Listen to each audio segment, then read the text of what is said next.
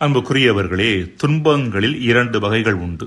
ஒன்று நமது முதிர்ச்சியின்மையின் காரணமாக நாம் அனுபவிக்கக்கூடிய துன்பங்கள்.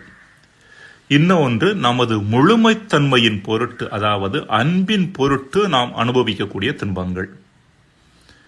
ஒவ்வொரு வகையாக பார்க்கலாம். முதலாவதாக, பிறரோடு உறவை ஏற்படுத்துதல், நம் உணர்வுகளை கையாளுதல், வாழ்வில் உயர சரியான முயற்சிகளை மேற்கொள்ளுதல் போன்றவற்றில் தெளிவற்ற பார்வையும் சரியற்ற செயல்பாடுகளும் இருப்பதன் காரணமாக நம்மில் பலர் வேதனைகளையும் துன்பங்களையும் அனுபவிக்கின்றோம். உதாரணமாக, ஒரு நபர் பேசத் தெரியாமல் முதிர்ச்சியற்ற வகையில் பேசினால் எல்லோரும் அவரை குற்றம் சுமத்துகிறோம், அவரை தள்ளி வைக்கிறோம். இதன் காரணமாக அவர் துன்பங்களை அனுபவிக்கின்றார். இவ்வகை துன்பங்கள் நமது முதிர்ச்சியின்மையின் காரணமாக நாம் அனுபவிக்கும் துன்பங்கள்.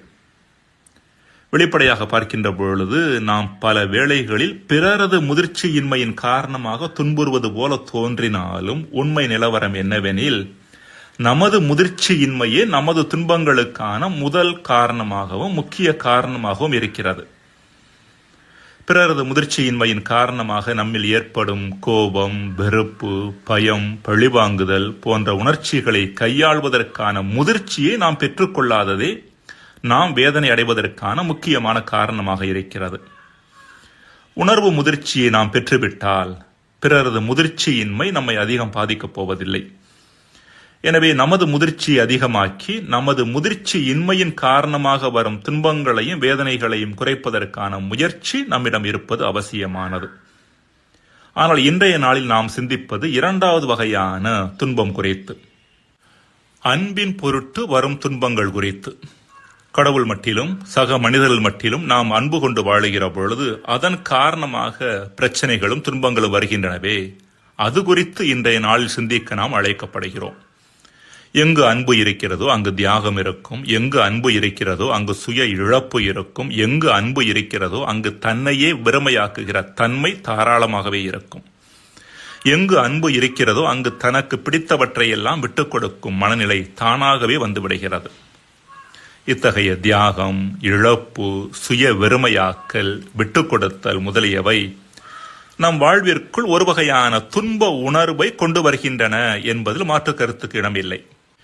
எனினும் இவ்வகை துன்பத்தை நாம் நமதாக்குகின்ற பொழுது மட்டுமே அது நம்மையும் உயர்த்த வல்லதாக இருக்கிறது, பிறரையும் உயர்த்த வல்லதாக இருக்கிறது.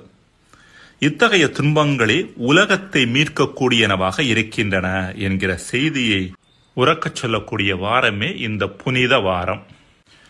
2012 ஆண்டு அக்டோபர் மாதம் 27 இமாச்சல பிரதேசத்தின் கிராமப்புற பகுதி ஒன்றில் ஒரு வித்தியாசமான நிகழ்ச்சி நடந்தது. ஷில்பா சர்மா என்ற 14 வயது பள்ளி சிறுமி பள்ளிக்கு தான் எடுத்துச் செல்லும் புத்தக பையால் ஒரு சிறுத்தையை அடித்து துரத்தினாள். ஷில்பாவும் அவளது தம்பி ஆன்ஷுல்லும் பள்ளிக்கு காட்டுப்பகுதி வழியே சென்று கொண்டிருந்தனர்.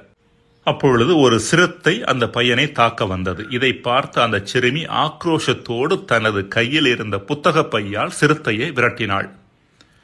இவ்வளவு வீரம் உனக்கு எங்கிருந்து கிடைத்தது என்ற கேள்வி அவளிடம் கேட்கப்பட்ட பொழுது அவள் சொன்ன பதில் இதுதான்: என் தம்பியை எனக்கு ரொம்ப பிடிக்கும்.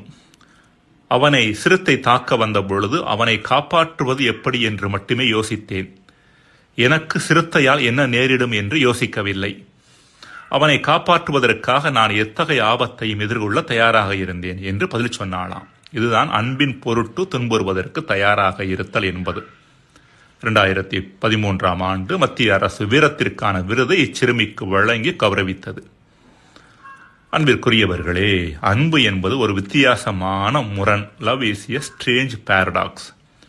நம்மை தாழ்த்த வைக்கிறது, எனினும் அந்த தாழ்ச்சியினால் நம்மை உயர்த்துகிறது. நம் வாழ்விற்குள் துன்பத்தை கொண்டு வருகிறது, எனினும் அந்த துன்பத்தின் வழியே வாழ்வின் இன்பத்தை கொண்டாட வைக்கிறது. எல்லாவற்றையும் இழக்க வைக்கிறது, எனினும் உலகமே நமக்கு சொந்தமானது என்கிற உணர்வை நமக்கு தருகிறது. விட்டுக் கொடுத்து வாழ வைக்கிறது, எனினும் விட்டுக் கொடுத்தல் வழியாக வாழ்வின் எட்டாத காரியங்களை எல்லாம் எட்ட வைத்து விடுகிறது. அறிவிற்கு முரணாக தெரிகின்ற இந்த காரியங்கள் தான் வாழ்வின் ஆதாரமாக இருக்கின்றன என்பதை புரிந்து கொண்டோம் என்றால் அன்பின்படி வாழ்வது என்பது நமக்கு கடினமான ஒன்றாக தெரியப் போவதில்லை. மன்றாடுவோமாக.